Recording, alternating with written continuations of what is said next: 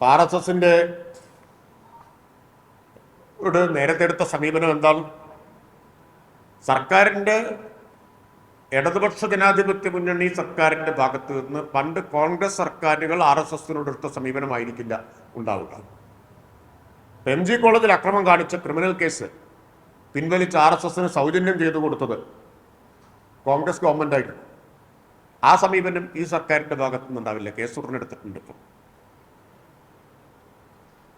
വിദ്വേഷ പ്രസംഗം നടത്തിയ പ്രവീൺ തൊഗാഡിയെ, വിശ്വ ഹിന്ദു പരിഷത്തിന്റെ നേതാവ് പ്രവീൺ തൊഗാഡിയെ കേസിൽ നിന്ന് മോചിപ്പിച്ചതും LDF സർക്കാരല്ല, UDF സർക്കാരായിരുന്നു. RSSന്റെ ഏറ്റവും പ്രധാനപ്പെട്ട ഒരു ചടങ്ങാണ് ഗണഗീതം ആലപിക്കുക എന്നത്. ഒരു കമ്മ്യൂണിസ്റ്റുകാരനും ഗണഗീതം ആലപിച്ചിട്ടില്ല, ആലപിക്കുകയുമില്ല. പക്ഷേ ഈണത്തിലും താളത്തിലും ഗണഗീതം ആലപിക്കുന്ന ഒരു ദൃശ്യം, ഒരു പ്രമുഖ കോൺഗ്രസ് നേതാവ് ഗണഗീതം ആലപിക്കുന്ന ദൃശ്യം നമ്മൾ കണ്ടു. കേരളത്തിലൊക്കെ കോൺഗ്രസ് നേതാക്കൾ ഇടയ്ക്കിടയ്ക്ക് ആനയിച്ചു കൊണ്ടുവരുന്ന ഒരാളാണ് കർണാടകയിലെ ഉപമുഖ്യമന്ത്രി DK ശിവകുമാർ. ചെറിയ ആളല്ല. അദ്ദേഹം ഗണഗീതം പാടിയതിൻ്റെ ദൃശ്യങ്ങൾ നമ്മൾ കണ്ടു. KPCCയുടെ അധ്യക്ഷനാണ്, അവിടുത്തെ കർണാടക PCCയുടെ അധ്യക്ഷനാണ്, ഉപമുഖ്യമന്ത്രിയുമാണ്. കർണാടകത്തിലെ ഇപ്പോഴത്തെ ആഭ്യന്തരമന്ത്രി, കോൺഗ്രസ് നയിക്കുന്ന കർണാടക ഗവൺമെന്റിലെ ആഭ്യന്തരമന്ത്രി, മുൻ PCC പ്രസിഡന്റ് G പരമേശ്വര ഈ മാസം ആദ്യമാണ്, അതായത് നമ്മുടെ നിയമസഭാ സമ്മേളനം നടക്കുന്ന ഈ സമയത്താണ് RSSന്റെ വിദ്യാർത്ഥി വിഭാഗമായ ABVPയുടെ രഥയാത്ര ഉദ്ഘാടനം ചെയ്തത്.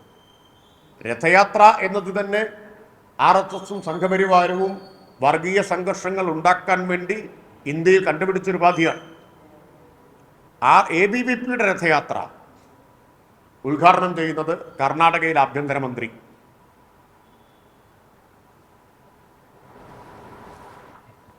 മുസ്ലിം സമുദായത്തിൽപ്പെട്ട നിരവധി കോൺഗ്രസ് നേതാക്കൾ കർണാടകയിൽ ഇതിനെല്ലാം പ്രതിഷേധിച്ച് പാർട്ടി വിടുകയുണ്ടായി. ഇതാ ഇന്ത്യ ടുഡേയുടെ വാർത്തയാണ്. Over 200 Muslim Congress leaders resigned in protest of Dakshina Kannada murder. Over 200 Muslim Congress leaders resigned en masse, accusing the Karnataka government of mishandling the investigation into the murder of Abdul Rahim alias Imtiaz Bandwal, Dakshina Kannada district. ഒരു മുസ്ലിം യുവാവിനെ കൊന്ന കേസിൽ RSSകാരായ പ്രതികളെ സഹായിക്കുന്നു എന്ന് ആരോപിച്ചുകൊണ്ട് ആ case പ്രതികൾക്ക് സഹായകരമായ നിലയിൽ കൈകാര്യം ചെയ്യുന്നു എന്ന് ആരോപിച്ചുകൊണ്ട് ന്യൂനപക്ഷ വിഭാഗത്തിൽപ്പെട്ട 200 കോൺഗ്രസ് നേതാക്കൾ കോൺഗ്രസ് വിട്ടതിൻ്റെ വാർത്തയാണ്.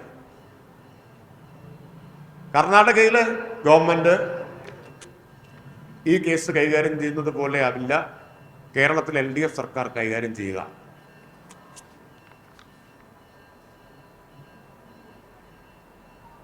ആ വിട്ടവരിൽ ആരെല്ലാം ഉണ്ടെന്നറിയണം.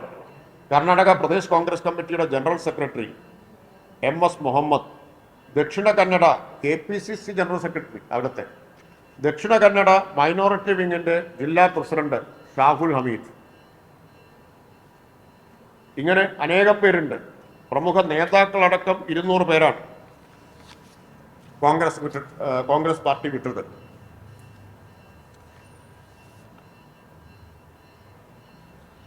ഹിന്ദു റിപ്പോർട്ട് ചെയ്തതാണ്. Congress Muslim leaders announced resignation from party positions following demand by party workers. നേതാക്കൾ പാർട്ടി പദവികൾ രാജിവെച്ചത് പാർട്ടി പ്രവർത്തകർ ആവശ്യപ്പെട്ടിട്ടാണ്.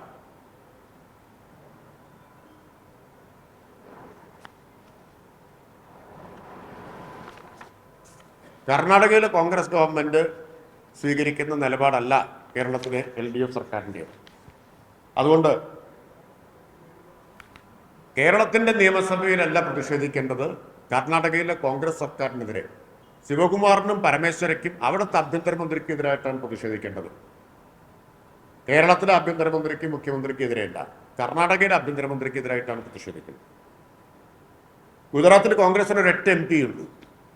അതുകൊണ്ട് കോൺഗ്രസ്സുകാർക്ക് പേര് അറിയാതിരിക്കാൻ യാതൊരു സാധ്യതയില്ല. ഒരാളാവുമ്പോൾ പേരറിയാതിരിക്കാൻ വഴിയില്ലല്ലോ.